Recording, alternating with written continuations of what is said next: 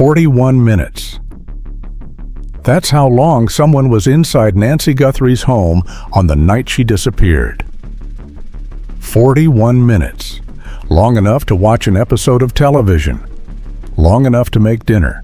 Long enough to change someone's life forever. Look at this image. Really look at it. This is the person who took Nancy Guthrie. And if you look closely, there's something in their pocket. Something thin. Antenna-like. Something that shouldn't be there unless you came prepared. And the backpack. Full.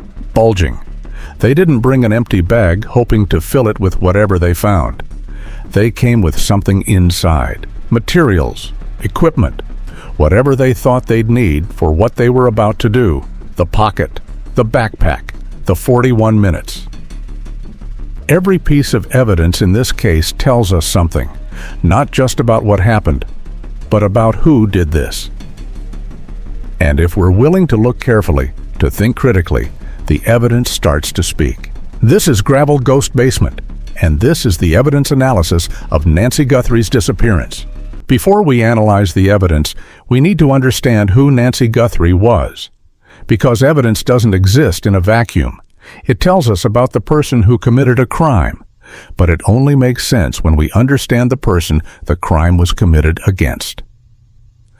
The Catalina foothills in Tucson, Arizona. This is the kind of neighborhood people dream about retiring to. Desert sky that changes colors every evening. Mountains in the distance. Streets quiet enough that you can hear coyotes at night. Nancy Guthrie moved to her house in this neighborhood in 1975, nearly 50 years ago. Jimmy Carter was president. Disco was still on the radio. Her daughters were young. This house, this specific house on this specific street. Nancy raised her family here. She watched her daughter Annie grow up within these walls. She watched Annie have a daughter of her own, and her other daughter, Savannah. Yes, that's Savannah. Savannah Guthrie, co-anchor of The Today Show, one of the most recognized journalists in America. Savannah started her career in local television, small markets, working her way up. Her second job was at KVOA right here in Tucson, just a few miles from her mother's house. She climbed from there to become a household name.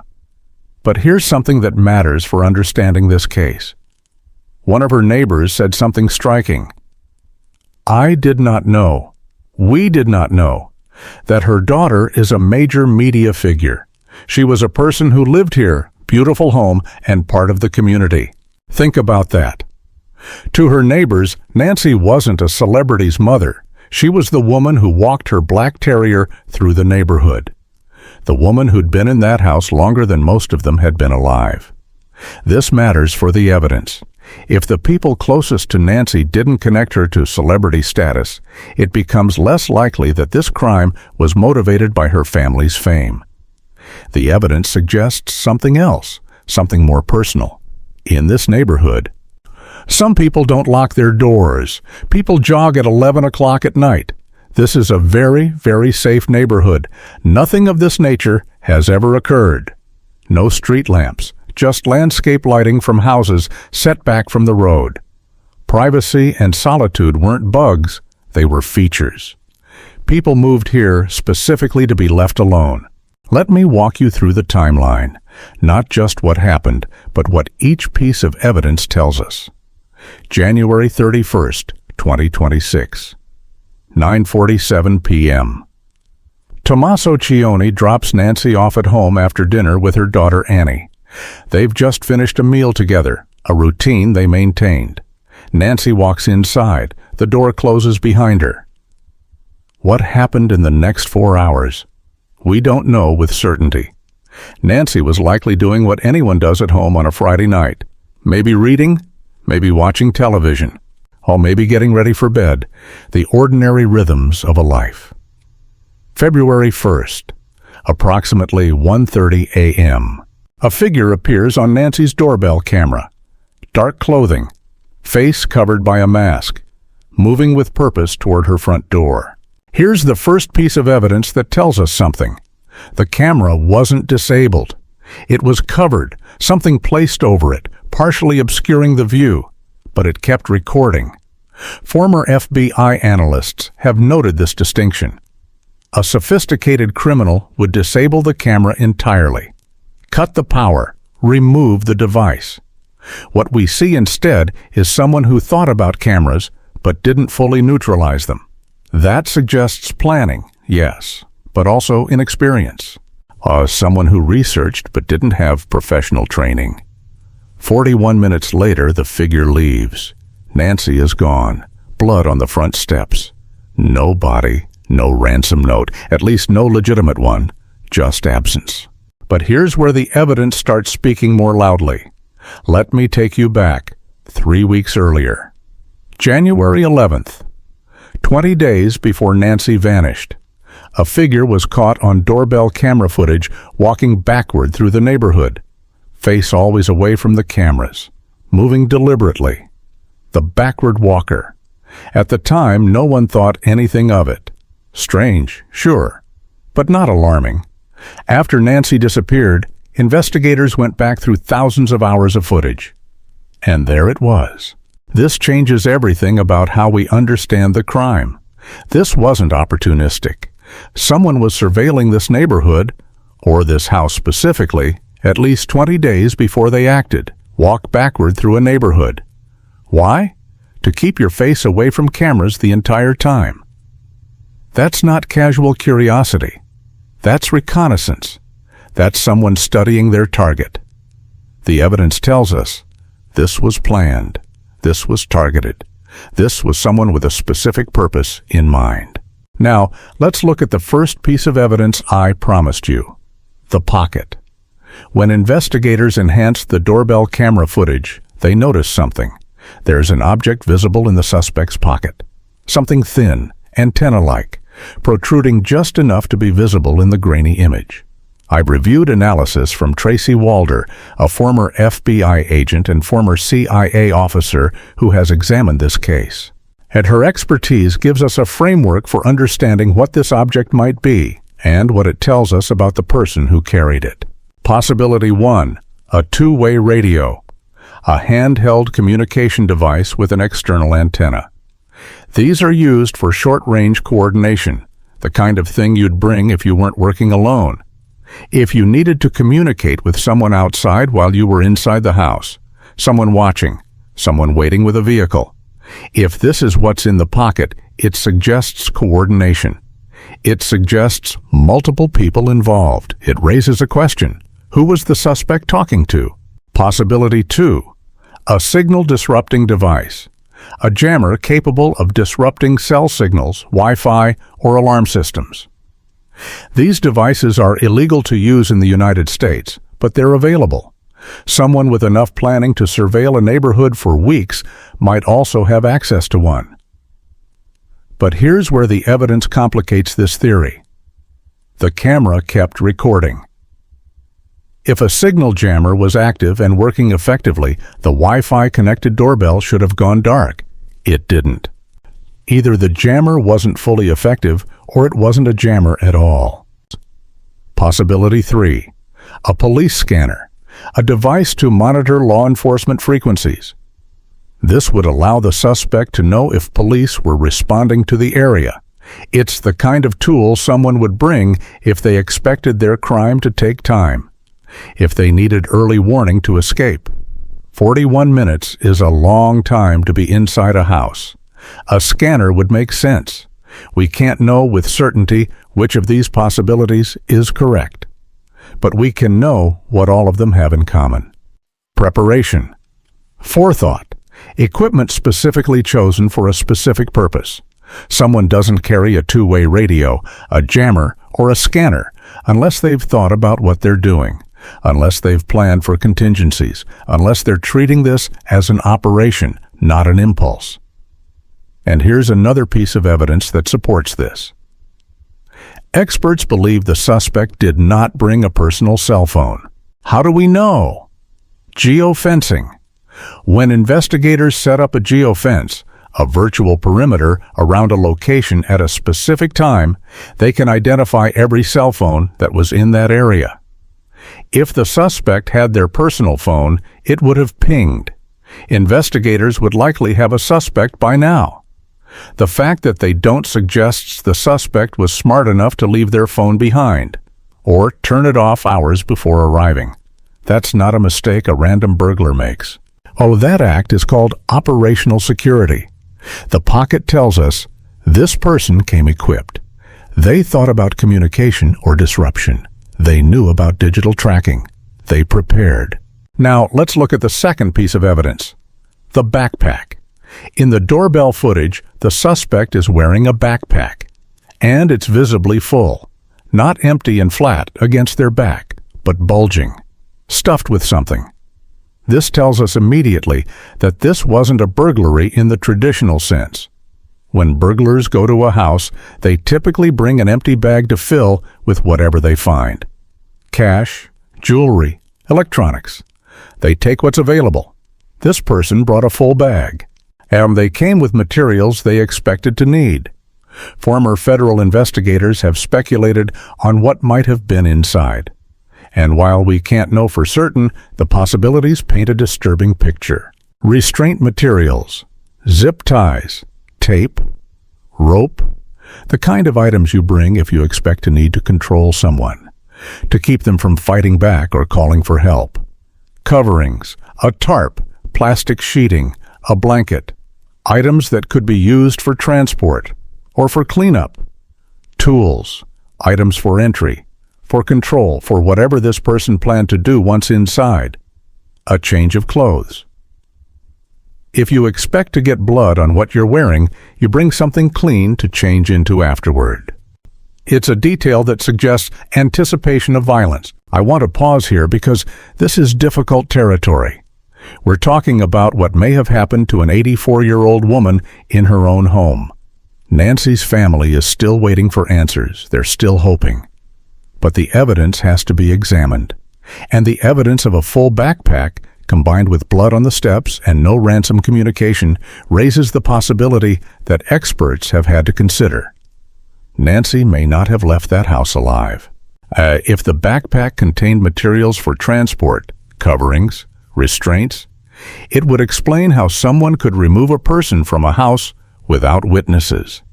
If it contained cleaning supplies, it would explain the crime scene.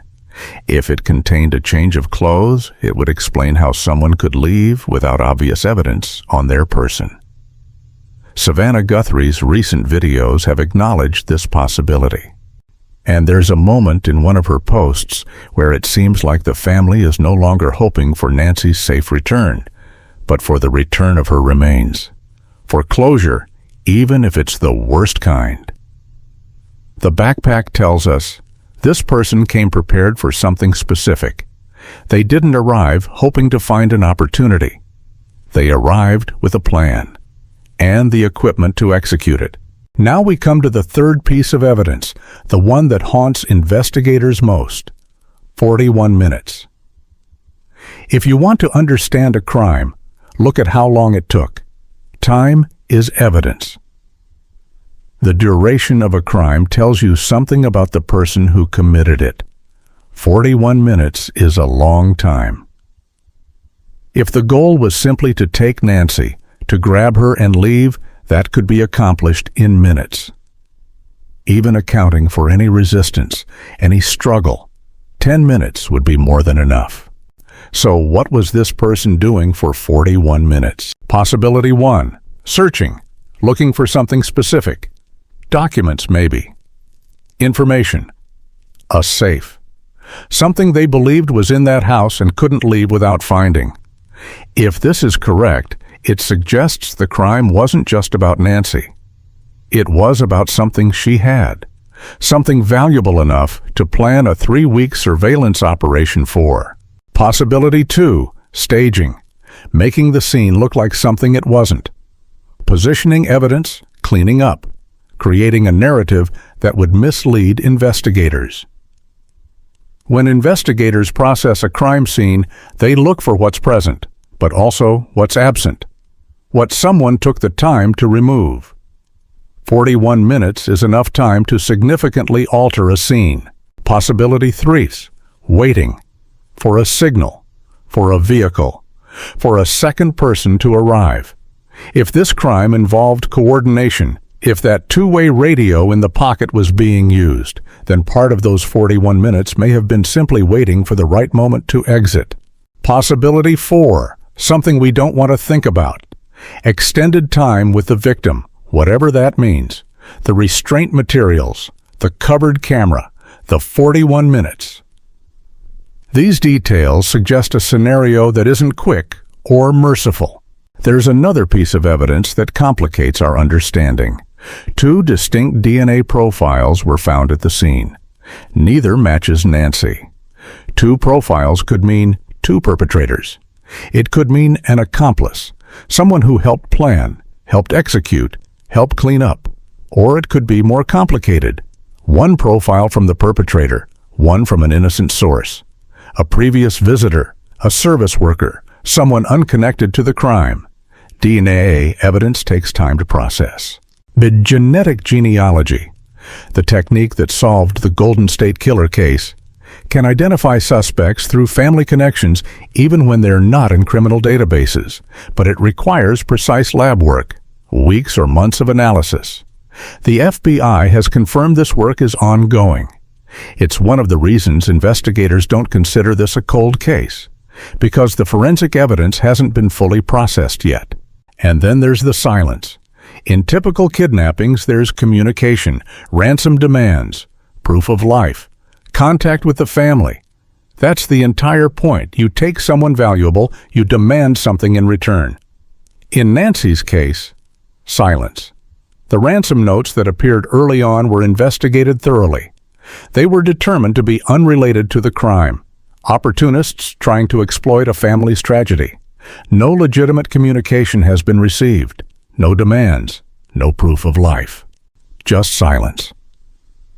The absence of communication tells us something. This may not have been kidnapping in the traditional sense. The goal may not have been ransom. The goal may have been something else entirely. The pocket, the backpack, the 41 minutes. Put them together and a profile emerges. Not a name, not yet, but a type of person, a set of characteristics that narrow the field. This person planned. The backward walker 3 weeks before. The full backpack, the communication or disruption device. This wasn't impulsive. This was premeditated. This person prepared. They brought equipment. They left their phone behind. They thought about cameras, even if they didn't fully defeat them. This person is sophisticated, but not professional. Covering a camera instead of removing it suggests research without training, planning without expertise, enough knowledge to be dangerous, but not enough to be invisible. This person targeted Nancy specifically. The 3-week surveillance, the specific house, the timing after her son-in-law dropped her off. This wasn't a random crime of opportunity. Nancy, or something she had, was the goal. This person may not have acted alone. 2 DNA profiles, possible radio communication, a vehicle likely involved in the exit. The evidence suggests coordination. And here's what the evidence tells us this crime is not. It's not a random burglary. Burglars don't surveil for 3 weeks. They don't bring full backpacks. They don't take victims. When investigators analyze the profile, they strongly dismiss the idea of a random break-in that went wrong. It's not purely financial. No legitimate ransom communication. The reward sits unclaimed at $1 million. If this was about money, someone would be talking. It's not impulsive. Days of surveillance. Equipment brought to the scene. 41 minutes inside. This was planned and executed according to that plan. So what was it? The evidence points toward a few possibilities. Obsession or fixation. Someone who became focused on Nancy or her family. Someone who watched from a distance. Someone whose interest turned dark. Perceived grievance. A wrong, real or imagined, that someone believed Nancy or her family was responsible for. Something that festered until it became action. Something inside the house. Information, documents, evidence of something. Oh, a 41-minute search suggests they were looking for something specific and may or may not have found it. Before we get to what happens next, I want to say something to everyone watching. Nancy Guthrie's case has reached people from Minnesota to Australia. The banner at KVOA in Tucson, the station where Savannah started her career, has signatures from across the country. People care. People are paying attention. If you're one of those people, if you believe that evidence matters, that details matter, that the truth can be found in careful analysis, I'd be grateful if you'd subscribe to this channel. We do this kind of deep dive analysis on cases that deserve more than a headline. And I have a favor to ask. Drop your city and what time you're watching in the comments. Midnight in London, 6 a.m. in Sydney, lunch break in Chicago. This helps me understand when to publish these videos so they reach the most people. You're not just a viewer, you're part of how the story gets told. Former FBI agent Tracy Walder explained how anonymous tips work. Yes, the FBI typically learns a tipster's identity during the process, but they can protect that name from ever becoming public, as long as the person wasn't involved in the crime. There are pathways, there are protections, and there's $1 million waiting for someone brave enough to use them. FBI Tip Line, 1-800-225-5324. If you know something, even something small, please call. This is not a cold case. Investigators are still working. DNA is still being processed. Tips are still being followed. Cases have broken after months of silence. Elizabeth Smart was found alive 9 months after she was taken. The Golden State Killer was identified through genetic genealogy decades after his crimes. The evidence is there. The pocket, the backpack, the 41 minutes, 2 DNA profiles waiting to be matched. Somewhere in a database or a family tree is the answer. Now, innocent Nancy Guthrie lived in that house for nearly 50 years. She raised her family there. She was part of a community that loved her, even if they didn't know her daughter was famous. She deserves answers. Her family deserves answers. And the evidence, if we're willing to listen to it, is speaking. The pocket, the backpack, the 41 minutes. Somewhere, someone knows. This is Gravel Ghost Basement. The story belongs to the people who can't tell it themselves. Honor victims. Expose evil. Until next time.